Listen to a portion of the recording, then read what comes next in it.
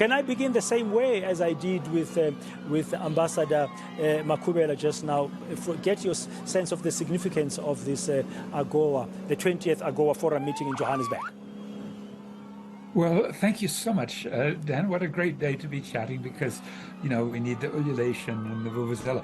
But let me be sober, and I don't think we can pull out the vuvuzelas for AGOA. And there are some reasons. It's not only because the controversy over whether the United States is really in such a tight alliance with Israel means that trade unions especially are divided. And there's going to be, I think, quite a big protest, the boycott, divestment, sanctions movement coming out against AGOA on Saturday morning at Nasrec. So there's already like a pall of, U.S. imperialism and its relationship to Israeli sub-imperialism, and the big question of whether we should be exporting arms to the United States, given that now $14 billion is now going to go to Israel as the genocide of the residents of Gaza proceeds. So, but putting that aside, the economic benefits and costs are still to be determined. We haven't really heard, and you've covered this so well, but I must admit, who wins and loses, we haven't really gotten into. So let me throw out some names.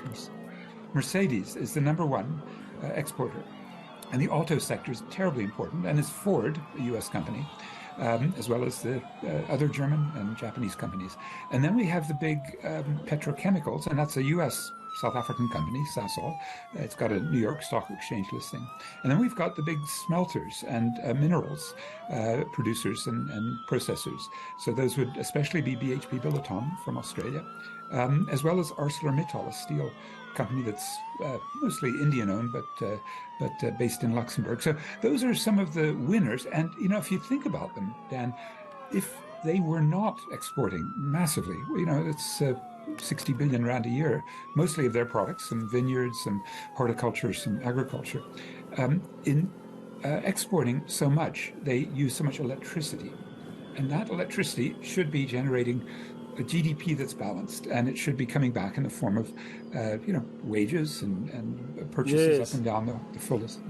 But that's not happening, unfortunately. And so I'd love, you had Becky Twala, this great Pan-African entrepreneur, on the show just a few minutes ago to say we need a Pan-African approach in Soweto to bringing African products together, and Ghana from, chocolate from Ghana. We could really think of all the ways. Yeah, but Prof, if the platform exists like it does, and if it's extended like some African countries are calling for, what would you see what should it become in order to really benefit the continent? Ambassador Makhubela says Africa must be very wary of conditions.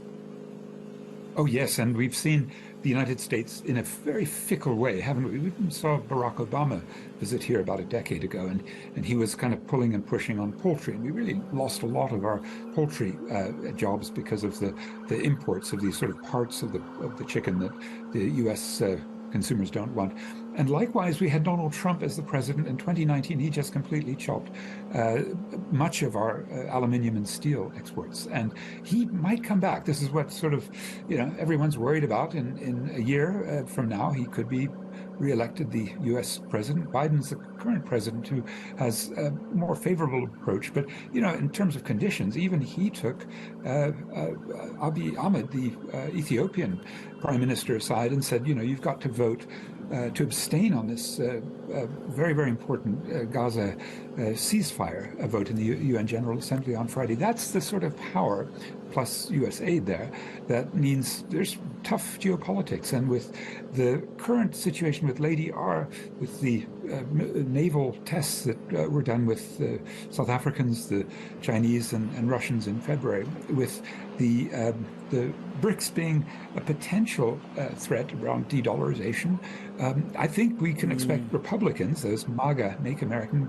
Great people, to put more pressure on whether it's Biden, because they control the House of Representatives, or worst cases, Trump gets elected. He's now leading in the polls by up to 8%.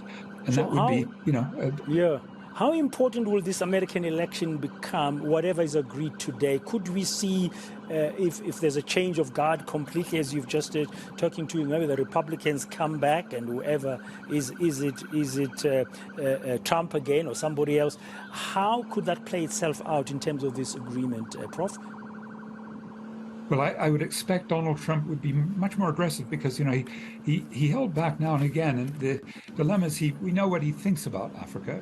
He used some scatological term once to describe the continent. And, you know, the racism and the xenophobia that's deep in his movement would probably have full throttle. They wouldn't want to sort of say, you know, let's let the Democrats back in. I would expect quite a strong proto-fascist government. So they won't like South Africa, and especially if South Africa has these other connections to BRICS that might appear, at least at surface level, to be a threat. You know, I think in reality, South Africa does mostly what the U.S. wants in the World Bank, World Trade Organization, the IMF, UNFCCC, right, the big climate talks. And in many ways, we have a sub-imperial role to the U.S. imperial. We even sell them weapons. Our arms corps allows them to get, you know, U.S. weapons from South Africa. So there's a lot of, let's say, profound contradictions and what seems to be frictional. And now everyone's celebrating trade. But I still would ask if we could liberate the electricity that goes into much of it. I think we'd really have a boom if we could give it to labor-intensive companies, to small businesses, to women. Yeah, that would you be mentioned the a point. way I'd like to see it change. You mentioned a point about a protest that's going to be happening on Saturday. Just go back there for a short while, Prof, before we conclude. Is the gist of this protest that's going to happen on Saturday outside the AGOA summit around the Middle East conflict and its impact on peace in that region? It's exactly the question that's called BDS, boycott, divestment, sanctions. It was a crucial strategic component of our liberation, right? If you remember 1985, when P.W. Botha shook his finger and said, don't push us too far, there were financial sanctions, and it caused a big split between white business and white state. And there was, as a result, a visit from Anglo-American and top businesses to Zambia, and it started a process of a peaceful, well, it wasn't that peaceful, was it, but a transition to democracy. That's what the BDS campaign has been promoting here, and the Palestinians really are inspired, and I think that's a very appropriate thing to do, is to ask, should South Africa be opening even more trade relations with a very fickle U.S., given its relationship to this unfolding genocide in Gaza? A lot of interesting, complex global issues to bear in mind, but we'll have to wait and see what exactly AGOA is going to produce. And of course, the President of the Republic, Matamela Ramaphosa, is set to address it tomorrow.